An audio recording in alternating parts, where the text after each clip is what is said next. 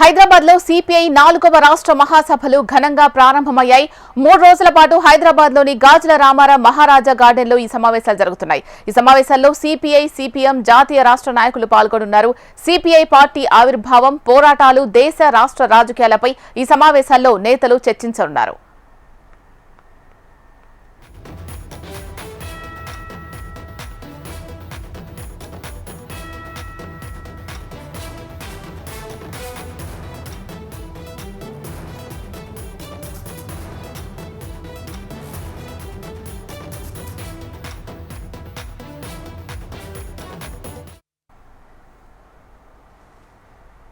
హైదరాబాద్ లో సిపిఐ 4వ రాష్ట్ర మహాసభలు ఘనంగా ప్రారంభమయ్యాయి. 3 రోజుల పాటు హైదరాబాద్ లోని గాజుల రామారావు మహారాజా గార్డెన్ లో ఈ సమావేశాలు జరుగుతున్నాయి. ఈ సమావేశాల్లో సిపిఐ, సిపిఎం జాతీయ రాష్ట్ర నాయకులు పాల్గొనున్నారు. సిపిఐ పార్టీ ఆవిర్భావం, పోరాటాలు, దేశ రాష్ట్ర రాజకీయాలపై ఈ సమావేశాల్లో నేతలు చర్చించనున్నారు.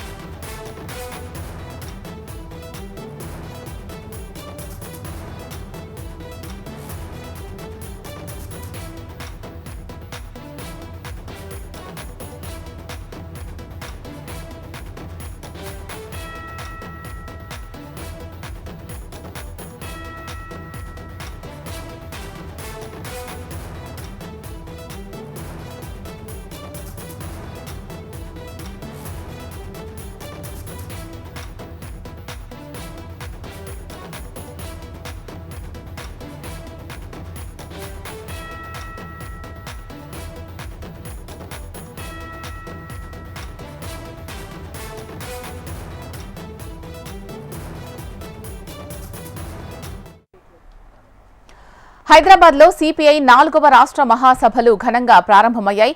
3 రోజుల పాటు హైదరాబాద్ లోని గాజుల రామారావు మహారాజా గార్డెన్ లో ఈ సమావేశాలు జరుగుతున్నాయి. ఈ సమావేశాల్లో సిపిఐ, సిపిఎం జాతీయ రాష్ట్ర నాయకులు పాల్గొనున్నారు.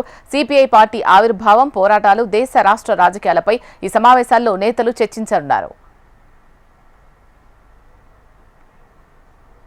దీనికి సంబంధించి మరింత తాజా సమాచారం మా ప్రతినిధి ప్రేమ్ లైవ్ లో అందిస్తారు. ప్రేమ్, శిలా అయితే 3 రోజుల పాటు ఈరోజు, రేపు, ఎల్లుండి సిపిఐ రాష్ట్ర 4వ మహాసభలు జరుగున్నాయి. పొద్దున అయితే జీడిమెట్ల పోలీస్ స్టేషన్ నుంచి మహారాజా గార్డెన్ వరకు రెడ్ కవాత్ చేశారు కామ్రేడ్స్, సిపిఐకి సంబంధించినటువంటి నేతలంతా కూడా. మరొకవైపు పొద్దున జరిగినటువంటి ప్రారంభ సమావేశాలని సిపిఐ జాతీయ ప్రధాన కార్యదర్శి అయినటువంటి డి రాజా ప్రారంభించారు. ఇక ఇటు డి రాజాతో పాటు రాష్ట్రానికి సంబంధించినటువంటి నేతలు కూడా ఈ సమావేశాల్లో ప్రసంగించారు. ముఖ్యంగా రాజా మాట్లాడుతూ దేశవ్యాప్తంగా ఉన్నటువంటి రాజకీయ పరిస్థితులతో పాటుగా ముఖ్యంగా బీహార్లో తొలగించినటువంటి ఓట్లు, మరొకవైపు రాజ్యాంగంపై పార్లమెంటు సమావేశాల్లో అమిత్ షా చేసినటువంటి వ్యాఖ్యలు, ఈ 2 అంశాలతో పాటుగా దేశవ్యాప్తంగా జరుగుతున్నటువంటి రాజకీయ పరిణామాలు, రాష్ట్రంలో ప్రతి ఒక్కరూ కూడా దేశవ్యాప్తంగా ఉన్న ప్రతి కమ్యూనిస్ట్ కూడా ప్రజా సమస్యలపై పోరాటాలు చేయాలి ఖచ్చితంగా అని చెప్పి వారు ఈ సమావేశాల్లో పిలుపునివ్వడం జరిగింది.